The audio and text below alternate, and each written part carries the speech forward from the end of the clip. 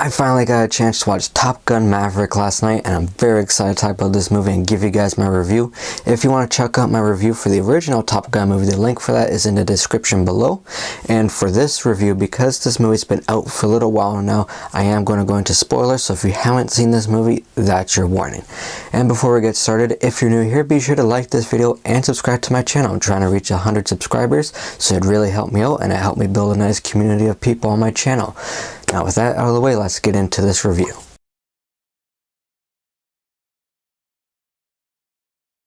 So Top Gun Maverick was directed by Joseph Kosinski and stars Tom Cruise, Miles Teller, and Jennifer Connelly. And this movie was a huge improvement over the first one.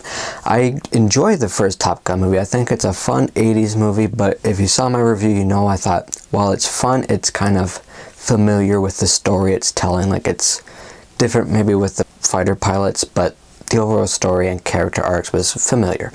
This movie, while it started off exactly the same as the first movie, it does start off with a similar structure, but it becomes different through on. And at the start, when it was similar in structure, it didn't bother me too much because it was doing it better, I felt. Most of the times when movies do that, where they copy the structure of another movie or its predecessor, it's just not doing it as well. But like I said, this movie does manage to do it better in my opinion, and it does find a way to sort of become different as the movie goes along.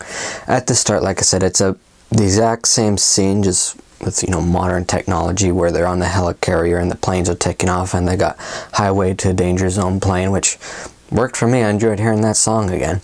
And then we catch up to where Pete Mitchell's Maverick is now, like 30 plus years later, and he's sent back to Top Gun to teach students, sort of from a stroke of luck, sort of similar to how he was sent in the original movie. But he's sent this time as an instructor.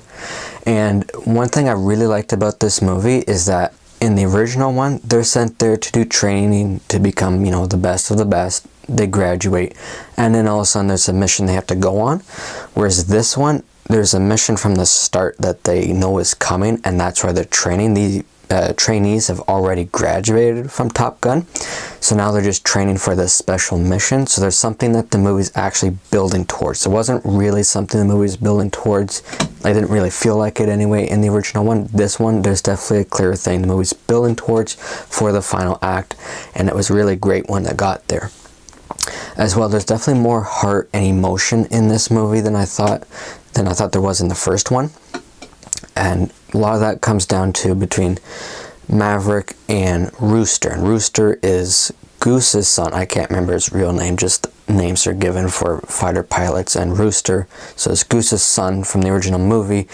And Goose was the guy who flew with Maverick, and he died in one of their training exercises. So there's a nice dynamic there, and I was expecting, once I saw that character was Goose's son, that there would be sort of bad blood between them, like he may blame Maverick for his father's death. And while there's definitely times where he's sort of just trying to get maybe, you know, under his skin because he is mad at him, but the reason there is actually, you know, heat between them isn't what I was expecting. Is because when Rooster was applying for the Navy, Maverick pulled his papers, and we learn later on is because Rooster's mother asked him to, because of, I guess, what happened to her husband, which made sense. So it was a nice dynamic, I thought, and I thought they ended it very well in the final act when they worked together and there's that respect and they sort of form this bond. I thought it was really good.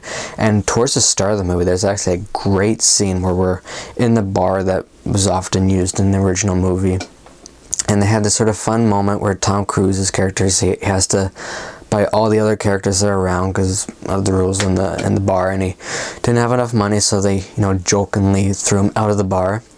And when he's walking away, he hears Rooster singing the song, what was it called, Sweet Balls of Fire or something like that, that Goose sang in the original movie. And, you know, he's at the window watching and listening to this, and you know, the facial expressions. I thought that was a very great scene. It did. I wasn't a huge fan of when they had flashbacks when Goose said that, or sang that in the original movie, just because I knew what they were going for. I felt like it wasn't necessary, but I also sort of understand that there's probably a lot of people watching this movie that actually haven't seen the original one, so I can understand why they decided to put it in there, but I didn't feel like it was necessary for myself. Anyway, so as the movie goes along, we get a lot more of just Maverick being Maverick, but this time as an instructor. He does what he would do, what you'd expect from that character. You know, he's sort of reckless, maybe not as much of a hothead, but definitely reckless, doing things he's not supposed to, and he's only at Top Gun and not totally thrown out because of Iceman, Val Kilmer's character, who does make an appearance in this movie, and it was a great scene. I thought it had heart in it, had a nice joke at the end that really worked. And that was one thing I really noticed about this movie is I've noticed a lot of these legacy sequels when they come out, like even if the original weren't primarily comedy, they had funny moments, and the sequels would have funny moments too, but they sort of changed the type of comedy. And I feel like the comedy they switched to is sort of the comedy you get in the MCU. And the MCU, I like the MCU, and the humor for me works in the MCU because that's their established humor, whereas these other franchises, they had a different type of humor established in the originals, and then when they switch it, it just feels like it's humor that doesn't belong in that movie. But the humor in this for me felt like it belonged in a Top Gun movie, like it was along the lines of what you'd get in the original, and I really like that they did that. And of course, with the improved technology that we have now, some of these scenes are just amazing. The cinematography is gorgeous. I thought the way this movie was directed was great. And yes, the scenes with the in the planes when they're training, or in the final act when they're actually on a mission, were great. It was a great improvement over the original, and I thought it was good in the original, especially for its time, but this was amazing. And some of the shots, like I said, were beautiful, and I'm sure Tom Cruise did a lot of the flying himself, and I thought some of the other actors maybe did some of the flying too. I'm sure it's a mixture of the actors and professional pilots, but the work they did, the shots they were able to get of the planes with minimal CGI, I thought was great. For the most part, I didn't notice any CGI. There was some in the final act, but it was understandably so because they were sending missiles to these bases and blowing things up, so I get why that would be CGI. I don't want to actually do that in real life. But for the most part, it was great. It was very exciting, especially just watching it in theaters. It was a lot of fun. I was really surprised overall just how much heart and emotion was in this movie, because the original one definitely had emotional moments, but it was nothing like this one, and it was just so surprising, just a big improvement this movie took, because usually legacy sequels are not as good as the originals, I find. This one's a vast improvement, and I think for me, if there is a weak part of the movie, it might be the sort of romantic subplot, which is sort of what I thought with the original one, but I will say it's much better in this movie, and there's definitely some really good moments, like the part where we find out why Maverick pulled Rooster's Navy papers.